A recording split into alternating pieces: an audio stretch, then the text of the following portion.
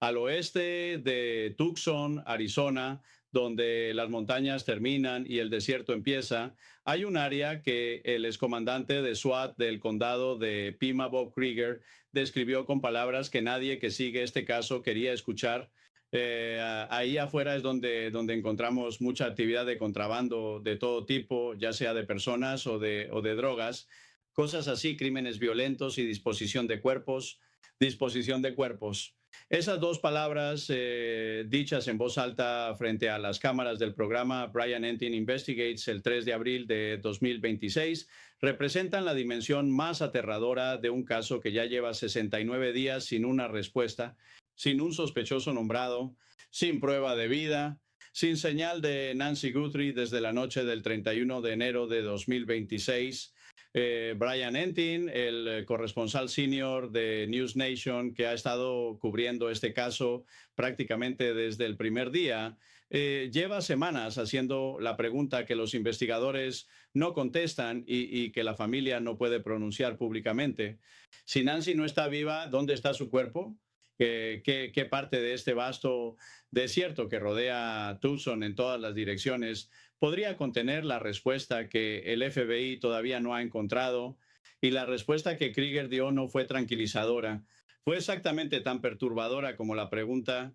Quédense hasta el final porque lo que Entin descubrió, lo que Krieger explicó sobre el terreno y lo que los nuevos detalles sobre las huellas de neumáticos y el ADN significan para la búsqueda activa de Nancy es lo más cercano a una respuesta que este caso ha producido en semanas. Primero hay que establecer el contexto geográfico, porque sin él nada de lo que Krieger dijo tiene el peso que tiene. Tucson está rodeada de montañas en cada dirección. Al norte están las Catalina Mountains, donde vive Nancy, en los Catalina Foothills. Al este están las Rincon Mountains. Al sur están las Santa Rita Mountains. Y al oeste, más allá del centro urbano, están las Tucson Mountains y después de ellas el desierto abierto que conecta con el desierto de Sonora y eventualmente con la frontera mexicana. Krieger lo explicó con la claridad de alguien que pasó décadas trabajando en ese terreno con equipos de SWAT. Tucson está rodeada de montañas en cada dirección y una vez que llegas al lado trasero de cualquiera de ellas, ahí es donde empieza el aislamiento y señaló directamente cuál es la zona más preocupante desde el punto de vista de la investigación. El área más grande geográficamente es la que va hacia el oeste. Y ahí afuera es donde encontramos mucha actividad de contrabando de todo tipo, ya sea de personas o de drogas, así como crímenes violentos y disposición de cuerpos. El desierto al oeste de Tucson no es un área sin historia, es un corredor conocido de actividad criminal que conecta con rutas de tráfico de personas y drogas, un área donde los cuerpos se encuentran con suficiente frecuencia como para que Krieger lo mencionara sin hesitación como parte de la descripción normal del terreno y añadió algo que coloca esa zona en perspectiva estacional. Muchos cuerpos son encontrados en el desierto durante todo el año, pero el número típicamente aumenta durante los meses de verano, cuando las personas están cruzando y no saben lo que pueden esperar de los desiertos calurosos. Muchos cuerpos durante todo el año y el verano apenas empieza. Krieger también fue directo sobre la realidad operativa de buscar en ese terreno. No es accesible de la misma manera en que es accesible un vecindario urbano. No hay cuadras, no hay direcciones, no hay sistema de referencia que permita una cuadrícula de búsqueda ordenada. Es desierto remoto, esto con vegetación densa de arbustos, cactus, barrancos y terreno accidentado que puede ocultar objetos durante meses o años sin que nadie los encuentre.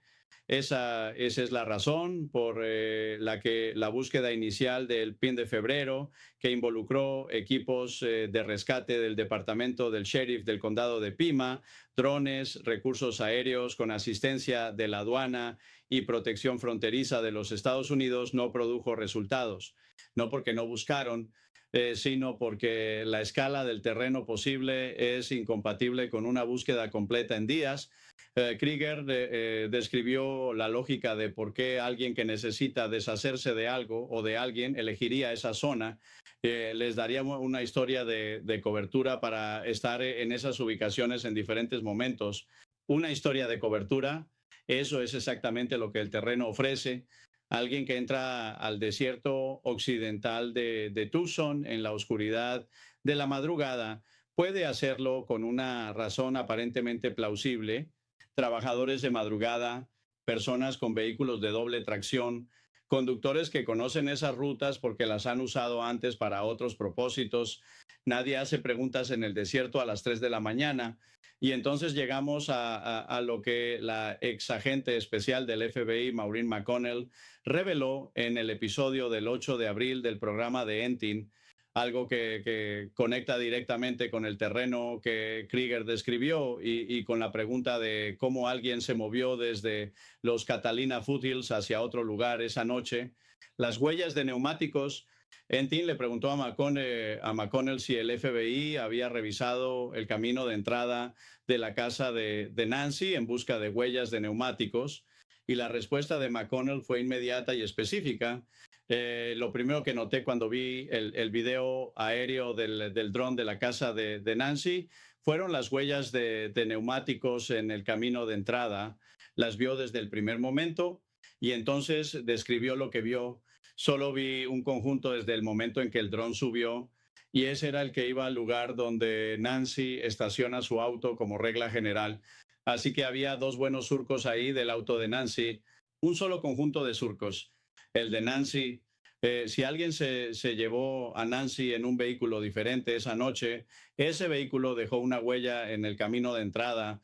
Y si la escena fue procesada sin que esa huella fuera documentada, primero se pierde información irrecuperable. Pero McConnell no dijo que la huella no estaba. Dijo que lo primero que notó fue lo que sí estaba visible y luego explicó qué puede hacer el FBI con ese tipo de evidencia. El FBI tiene una base de datos llena de cada impresión de neumáticos que puedas imaginar y podemos mirar esas fotografías y pueden hacer una determinación preliminar sobre si las huellas de neumáticos corresponden a ese tipo de llanta. Cada fabricante de neumáticos produce patrones únicos. El FBI tiene esa base de datos. Si hay una fotografía aérea clara del camino de entrada tomada en las primeras horas, después de que Nancy fue reportada desaparecida, los investigadores tienen material para trabajar. La comparación de patrón de neumático puede reducir el universo de vehículos posibles de millones a categorías específicas de marcas y modelos. Ahora conectamos todo esto con la pregunta que el detective Martin de Fort Wayne, Indiana, planteó directamente a Entin.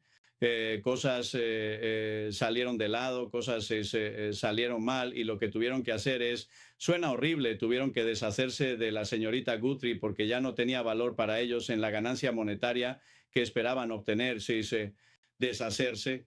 En el contexto del desierto al oeste de Tucson que Krieger describió, ese término tiene una geografía específica. Si la teoría del detective Martin es correcta, si Nancy sufrió un episodio médico poco después del secuestro porque los captores subestimaron la fragilidad de su salud, de 84 años, sin sus medicamentos, sin su marcapasos, funcionando normalmente bajo el estrés extremo de ser arrancada de su cama en la oscuridad de la madrugada. Entonces, el problema práctico que los captores enfrentaron en esas primeras horas es que el activo que necesitaban vivo para cobrar el rescate ya no estaba vivo. Y en ese escenario, el desierto al oeste de Tucson es la solución de menor resistencia para alguien que conoce ese terreno y que necesita moverse rápido antes de que amanezca. El ex jefe de Nanos en el condado de Pima, Rick Castigar, dijo que cree que Nancy pudo haber sido llevada al estado mexicano de Sonora en un intento de conseguirle la medicación que necesitaba para sobrevivir. Si esa ruta hacia Sonora fue utilizada, El trayecto pasa precisamente por el desierto occidental que Krieger describió como zona de actividad criminal. Cece Moore es la genealogóloga genética forense jefe de Parabon Nanolabs. Habló con Entin en otro episodio reciente sobre algo que la mayoría de los medios no ha procesado con suficiente profundidad. Dijo que si los investigadores no han tenido éxito en encontrar una buena fuente de ADN del sospechoso en la casa de Nancy, hay otra posibilidad. Si no han tenido éxito en encontrar una buena fuente de su ADN en la casa de Nancy, mi esperanza es que tengan otra oportunidad. Sí. La parte realmente triste de eso es que si encuentran su cuerpo, si ha fallecido, eso les da otra oportunidad. Otra oportunidad, si Nancy es encontrada, su cuerpo puede contener ADN del sospechoso que la manipuló, su ropa puede contener fibras, su piel puede contener evidencia de contacto. Una segunda escena del crimen, si es lo que el desierto eventual produce, no es el fin de la investigación, es el comienzo de una nueva fase forense. Moore fue clara al respecto y así que no creo que sea el final. No el final, incluso en el peor escenario posible, la evidencia sigue siendo recolectable y la genealogía genética investigativa sigue siendo aplicable a cualquier muestra de ADN recuperada, sin importar en qué condición se encuentre. Moore también reveló algo que coloca la tecnología de ADN en un contexto diferente en este momento específico del caso.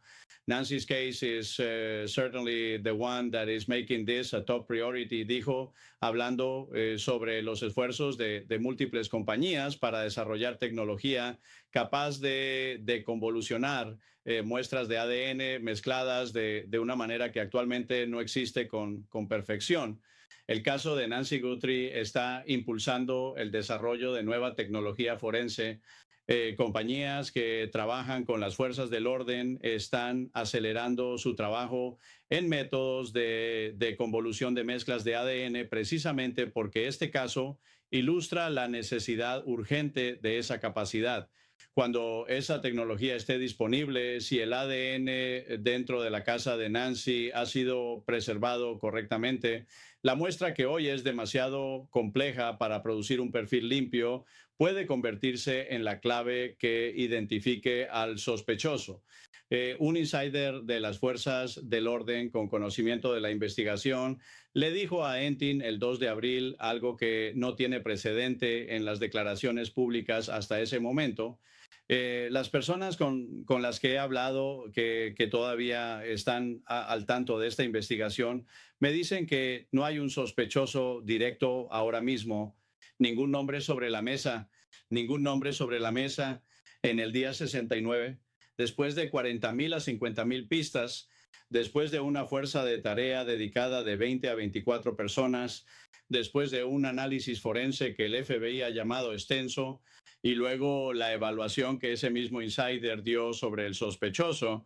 Ya sea que uno tome el primero, que es extremadamente afortunado, quizás su suerte se agote, pero hasta ahora no lo ha hecho. Pero si toma el segundo, que era extremadamente astuto, hay una posibilidad de que haya cubierto sus huellas también, que podamos no descubrir qué pasó. Extremadamente afortunado o extremadamente astuto. El desierto al oeste de Tucson favorece a ambos porque el desierto no habla, no tiene cámaras en cada esquina, no tiene torres celulares en cada kilómetro. Es el ambiente físico más difícil para rastrear el movimiento de alguien que sabe cómo usarlo. Pero hay algo que el desierto sí deja: huellas de neumáticos, marcas de tierra removida, rastros que los equipos de búsqueda con entrenamiento específico pueden detectar si saben exactamente dónde mirar. El mismo insider señaló que el investigador principal en el caso de Nancy nunca antes había trabajado en un caso de homicidio.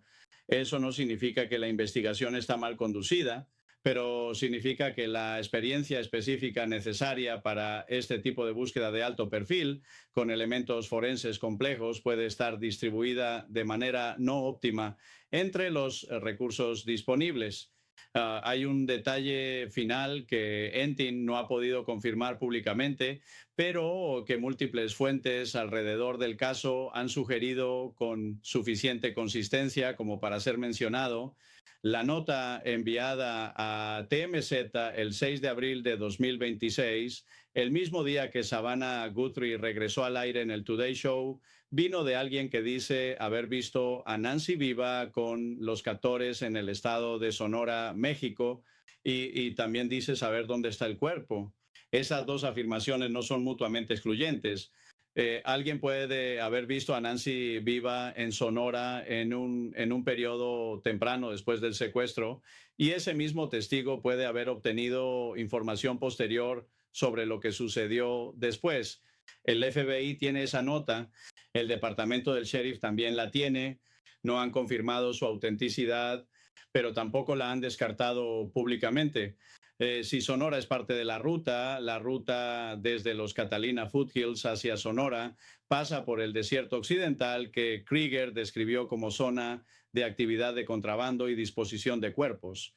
La lógica geográfica de ese corredor, si alguien lo conoce y lo usa regularmente para movimientos clandestinos, es coherente con el nivel de planificación operativa que la evidencia de este caso sugiere.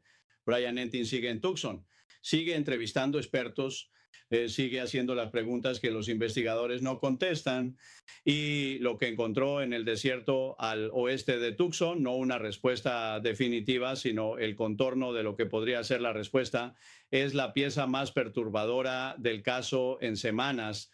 El desierto sabe cosas que los investigadores todavía no saben. C.C. Moore dijo que si el cuerpo de Nancy es encontrado, eso no es el fin, es una nueva oportunidad forense.